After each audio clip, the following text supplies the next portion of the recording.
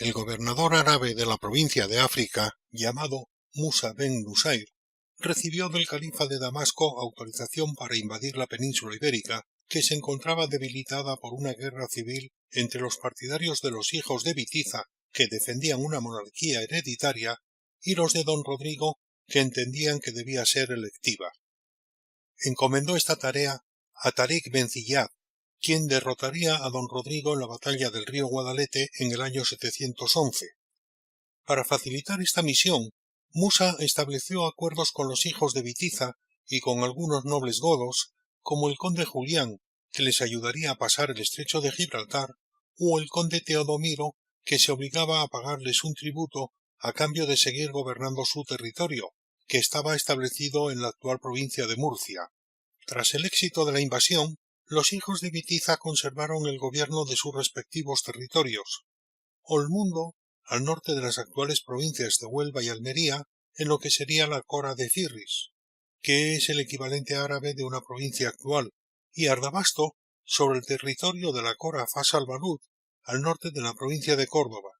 En cambio, Aquila, que gobernaba sobre el territorio situado al norte del río Ebro, desde Huesca hasta Narbona, en los territorios actualmente situados en Francia y pertenecientes a la provincia visigoda de Septimania, se negó a subordinarse a los musulmanes, por lo que su territorio sería conquistado en el año 719.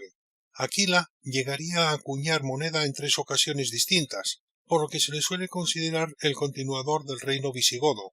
El acuerdo con el conde Teodomiro para gobernar la Cora de Tudmir estableció un precedente para otras ciudades, y en su virtud quedaron numerosos cristianos viviendo en los mismos pueblos dominados por los musulmanes, sin perder sus bienes ni renunciar a su Dios. Los cristianos que permanecieron en tal situación son conocidos en nuestra historia con el nombre de mozárabes. Además de estos reinos independientes hasta cierto punto, al norte de la cordillera cantábrica se produce la rebelión de los astures. Esta revuelta, liderada por Pelayo, significa el nacimiento de otro territorio independiente que conocemos como Reino de Asturias. En el año 740 comienza en África un conflicto entre árabes y bereberes, al que se suman al año siguiente los bereberes de España, empezando por abandonar sus posiciones y propiedades en tierras de Galicia, Astorga y Orillas del Duero para lanzarse sobre Córdoba, Toledo y otras ciudades andaluzas. En 750 se presenta el espectro del hambre, que durante 5 años aflige la España musulmana. Los grupos de invasores que quedaban en las provincias septentrionales emigran en masa hacia el sur, buscando un remedio a su miseria. Solo uno de estos reinos, el de Asturias, será capaz de conservar su independencia, caracterizada por una permanente conflictividad interna con los gallegos y los vascos, y los numerosos intentos de usurpar el poder por los miembros de la familia real. Las fuentes escritas que se han conservado sobre el origen de este reino son mínimas, y la mayor parte interpoladas o falsas. Por ejemplo, no conocemos la lista de los reyes entre Pelayo y Ordoño I, por cuanto las crónicas no se ponen de acuerdo al respecto. Así, según la crónica de Alfonso III, los reyes asturianos habrían sido los siguientes: Pelayo, Fabila, Alfonso I, Fruela, Aurelio, Silo, Mauregato, Bermudo, Alfonso II, Ramiro I, Ordoño I y Alfonso III. En cambio, para la crónica de Albelda, Silo, Mauregato y Bermudo no fueron reyes, y menciona como rey a Nepociano, que no aparece en la crónica de Alfonso III. Además, en esta última se ha introducido el mito de la batalla de Covadonga y el del conde Fruela como hermano de Alfonso I, cuya existencia no está confirmada por otras fuentes, por lo que debemos adjudicarle una confianza muy relativa. El primero de estos reyes, Alfonso I, cuyo reinado coincide con la revuelta de los bereberes contra los árabes, observa lo que pasa al otro lado de la cordillera cantábrica, dispuesto a completar lo que no habían hecho las guerras y el hambre, la limpieza completa de musulmanes en la ribera septentrional del Duero.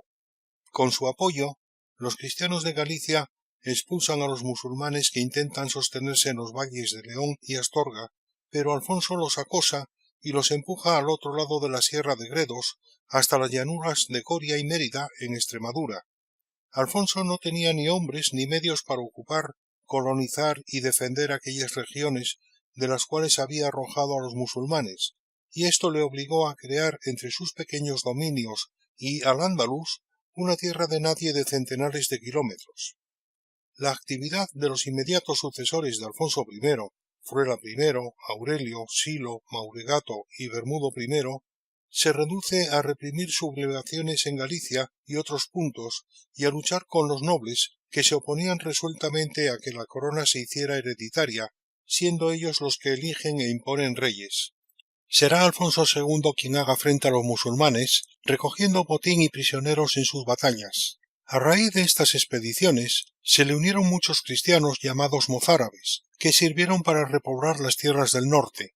También estableció alianzas con los reyes francos, quienes ya habían entrado militarmente en la península en diversas ocasiones.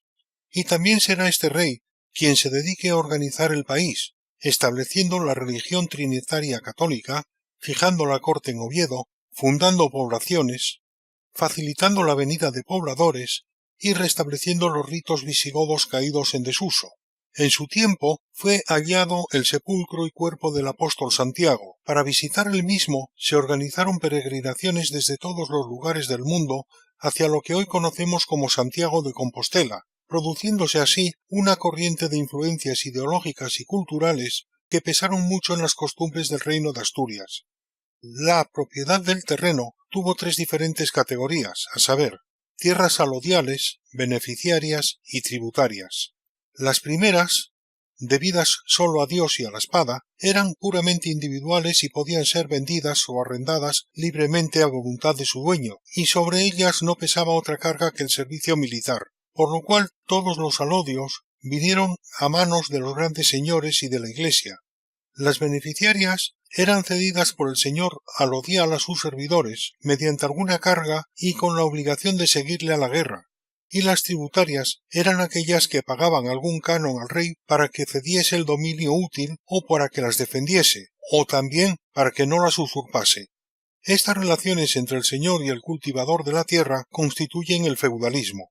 Es una consecuencia de la llamada presura, por la que el presor aportaba elementos de riqueza como dinero, yuntas de bueyes, aperos y todos los materiales necesarios para explotar la tierra que acababa de ocupar, así como una multitud de colaboradores destinados unos al cultivo y otros a la defensa de la misma.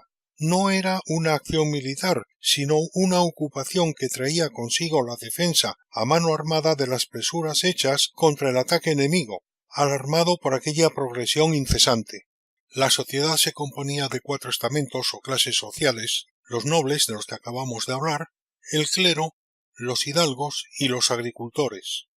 Los hidalgos, llamados por aquel entonces infanzones, eran los defensores del reino. Debían cumplir una serie de requisitos, como no dedicarse al comercio, y poder mantener un caballo y el armamento necesario para acudir al combate, y a cambio estaban exentos del pago de tributos. El clero se encargaba del mantenimiento de la ley y las costumbres establecidas. Asesoraba a los gobernantes, desde el menor de los alcaldes hasta el propio rey, sobre las penas que debían imponerse a quienes quebrantaban los principios establecidos por la religión. Finalmente, los agricultores, que tenían que satisfacer las necesidades materiales de toda la población mediante el pago de impuestos que correspondían a un porcentaje de lo que producían, tanto en la agricultura como en la ganadería, la pesca o la silvicultura, estaban exentos de participar en la guerra. También existía un porcentaje de esclavos capturados en las batallas libradas contra los musulmanes, que se encargaban de los trabajos más penosos, como la explotación de las minas. Ramiro I tuvo que combatir en primer lugar contra varios nobles que se habían sublevado, uno de los cuales, Nepociano, es considerado como rey legítimo por la crónica de Albelda y estaba apoyado por los astures y los vascones. Así que es su hijo y sucesor, Ordoño I, el encargado de estabilizar la seguridad del reino, delegando el gobierno de sus territorios fronterizos en algunos miembros de la familia real, quienes mediante la presura tendrán gran libertad de acción a cambio de su fidelidad. Su hermano Rodrigo será conde de Castilla y su cuñado Gatón será conde del Bierzo. Estos delegados tendrán ocasión de enriquecerse mediante la repoblación y explotación de los territorios que habían quedado despoblados desde la época de Alfonso I. Ordoño I, aprovechando un armisticio con los moros que dura desde el 856 al 863, da orden de repoblar las viejas plazas fronterizas. La ciudad de Tui, sobre el Miño, vuelve a revivir. Gatón restaura Astorga y Rodrigo recibe la orden de repoblar la vieja capital de los cántabros, Amaya Patricia. Al conde Rodrigo se le menciona en el año 852 en la carta de fundación de San Martín de Ferrán de esta forma: hecha la escritura en el día 4 de las nonas de julio de la era 890, reinando Rodrigo conde en Castilla. Este es el germen que posteriormente dará lugar a los reinos de Castilla y de Portugal. La llegada al trono de Ordoño I en el año 850 coincide con una nueva rebelión del jefe de los Banu Qasi, que en ese momento era Musa ben Musa, también conocido como el tercer rey de España, que controlaba el valle del Ebro entre La Rioja y Zaragoza, en alianza con su medio hermano, el rey de Pamplona, Íñigo Arista. Hacia el año 852, las tropas asturianas se enfrentaron sin éxito a la coalición de vascones y Banu Qasi en la primera batalla de Albelda.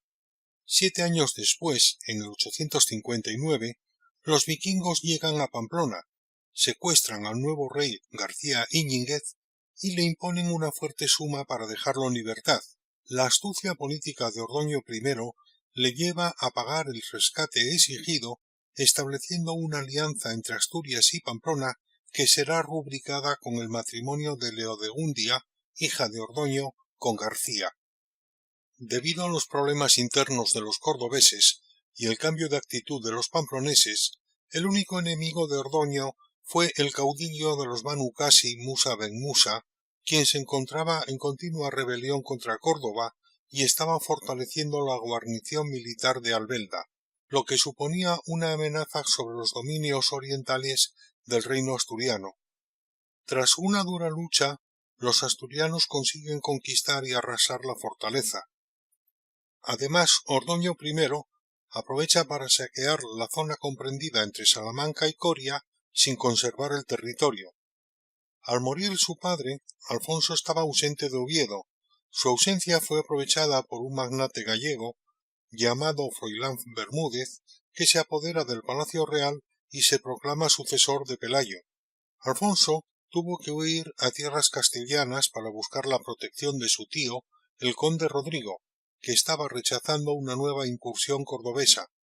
Tras esta acometida, Rodrigo y otros nobles se dirigen hacia Asturias para expulsar a Fruela y entronizar a Alfonso, lo que logran el día de Navidad del año 866. Aprovechando los problemas sucesorios, el conde Egilón se subleva en Álava, rebelión que fue nuevamente sofocada por el conde Rodrigo, que aprovecha para extender sus dominios también sobre Álava y sobre La Rioja, a costa de los cordobeses.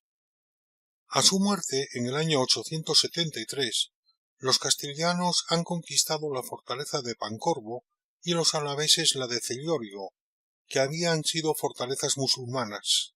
Pancorbo era el principal obstáculo para que los cristianos avanzaran hacia las tierras de los montes de Oca en Burgos. Con estas conquistas los cristianos arrebatan a los cordobeses las llaves de entrada a Álava y Castilla. Una nueva línea de fortalezas surgió para proteger estos nuevos territorios con el fin de contener de una vez las constantes acometidas cordobesas por este flanco del reino de Asturias. Así, el conde Rodrigo reorganiza la línea fronteriza y expande las fronteras del condado hasta Amaya y los montes ovarenses. Además, se convirtió en un poder fáctico del reino, tras lograr la imposición del rey Alfonso III en Oviedo y acabar con la revuelta alavesa encabezada por Egilón. En torno al año 870 aparece un nuevo conde alavés, llamado Vela Jiménez, quien se ocuparía de la defensa de Álava desde la fortaleza de Cellórigo, siendo miembro de la familia reinante en Pamplona y actuando a las órdenes de Alfonso III, y un conde gallego, Vimarano Pérez, llega hasta Oporto y la saquea. Alrededor del año 880, la línea de castillos levantada en la cordillera que separa las cuencas del Ebro y del Arlanzón había sido rebasada. Las nuevas presuras realizadas exigen una nueva fortificación y así nace una tercera línea defensiva que sigue el cauce de este último río desde su nacimiento hasta su muerte en el Pisuerga. Por Galicia, las huestes cristianas pasan el Miño y penetran en la Lusitania, quemando y destruyendo hasta llegar a las puertas de Mérida.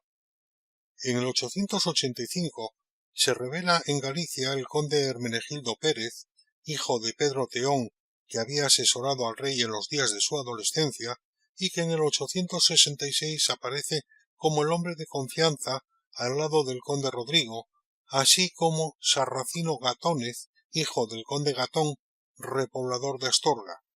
Además, ese mismo año parece que murió de forma violenta, ejecutado o asesinado, el conde de Castilla, Diego Rodríguez Porcelos, hijo de Rodrigo, siendo sucedido en el título nobiliario por Nuño Núñez, llamado el de Castrojeriz. Como consecuencia de estas tensiones con los magnates del reino, Alfonso III se vio forzado a abdicar y repartir el reino entre sus hijos, casado el primero con la hija de Nuño Núñez y el segundo con la hermana de Sarracino Gatónez. La primera muestra de descontento ante este modo de proceder fue la revuelta del conde palatino Adamino, quien fue ajusticiado junto a sus hijos. García I, el nuevo rey de León, aprovechó la debilidad de los musulmanes ocupados en la revuelta de Omar ben Hafsún, dueño de casi toda Andalucía, especialmente de los territorios actuales de Málaga, Granada, Jaén y parte de Córdoba, para continuar con la repoblación de las tierras despobladas iniciada por su abuelo Ordoño I. En el año 914 tomó la ciudad de Arnedo, situada en la Rioja Baja, y murió ese mismo año sin dejar descendencia. Fue proclamado rey su hermano Ordoño. De esta forma, Galicia y León pasaron a compartir el mismo monarca, que será quien traslade definitivamente la capital del reino de Oviedo a León. Por su parte, su hermano Fruela II permanecía en Asturias, reconociendo la primacía de Ordoño. Ya en 915, al comienzo de su reinado, inicia una ofensiva contra los musulmanes sobre el territorio de Mérida, en Extremadura, que culmina con el sometimiento de Medellín, Mérida y Badajoz. Al año siguiente vuelve a regresar al mismo lugar para enfrentarse a un ejército musulmán al que derrotó. En el 917, Abderramán III responde con un inmenso ejército que se detuvo en la villa soriana de San Esteban de Gormaz, donde fueron sorprendidos por el ejército del rey Ordoño, que les destrozó. En la primavera del 918 se concluye una alianza entre Ordoño II y su suegro Sancho Garcés I, rey de Pamplona, que culmina con la conquista de Arnedo y Calahorra, que estaban en poder de los Banu Qasi. Esta estrecha colaboración posibilita la conquista definitiva de La Rioja, cuya soberanía cede al reino navarro, asegurando el flanco oriental del reino leonés. Abderramán III envía un nuevo ejército que derrota a los cristianos en la serranía de Soria. Los ejércitos de los reyes de León y de Pamplona se le enfrentan en la batalla de Valdejunquera, donde son derrotados. Ordoño culpa de esta derrota a los condes castellanos Nuño Fernández, Abolmóndar Albo y su hijo Diego, y Fernando, hijo de Ansúr, a quienes convocó a orillas del río Carrión, donde los condes fueron apresados y encarcelados. Ordoño II muere en 924 y su hermano Fruela II es nombrado sucesor, con lo que todos los territorios de Alfonso III vuelven a estar de nuevo unidos. Durante su reinado de apenas 14 meses, no realizó ninguna acción de relevancia, salvo prestar ayuda a Sancho Garcés I ante la acometida cordobesa del 924, aunque no pudo evitarse la derrota navarro-leonesa y la destrucción de Pamplona.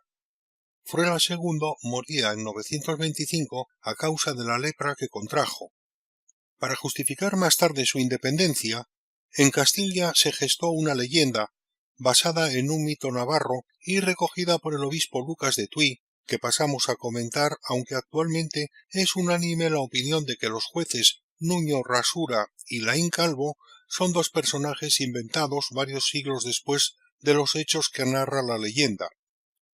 Según esta, los castellanos, que ya estaban molestos por haber sido Nepociano, a quien consideraban como su rey legítimo, despojado del reino por Ramiro I, decidieron nombrar 2 jueces para su propio autogobierno, llamados Laín Calvo y su suegro Nuño Rasura, bien considerando que Nuño Fernández, Abolmón de Aralbo y su hijo Diego, nobles de aquellas tierras, habían sido muertos alevosamente por el rey Ordoño cuando éste los había citado para una entrevista, y que Fruela se comportaba con la misma crueldad, o porque, como dice el obispo Lucas de Tuy, consideraban un tirano a Fruela II y no lo querían tener como rey.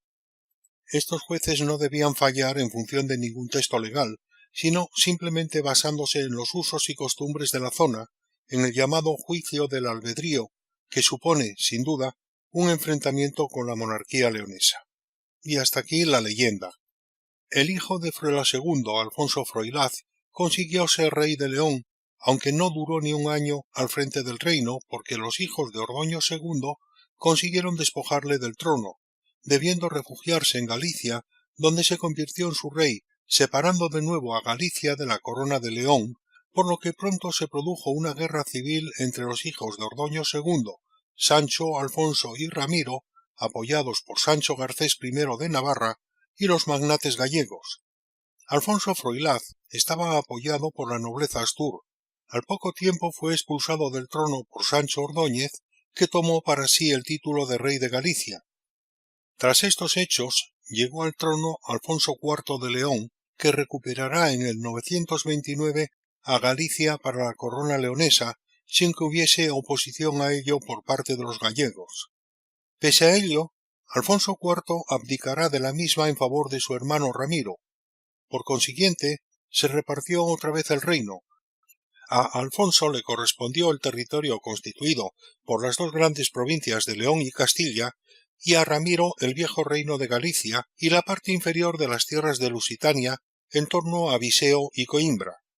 En 931, Alfonso, llamado el Monje, entregó el reino a Ramiro y se retiró a un monasterio, y Ramiro fue ungido y coronado solemnemente en León, reunificando nuevamente el territorio.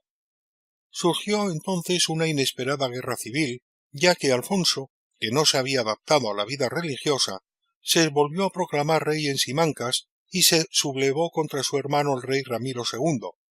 Este regresó rápidamente a León, venció al antiguo monarca y lo encerró en un calabozo con el apoyo del conde castellano Fernán González, que se había casado con la viuda de Ordoño II e hija del rey de Navarra Sancho Garcés I. Cerramos este capítulo con la reunificación temporal del reino de León, que no tardará en volverse a dividir.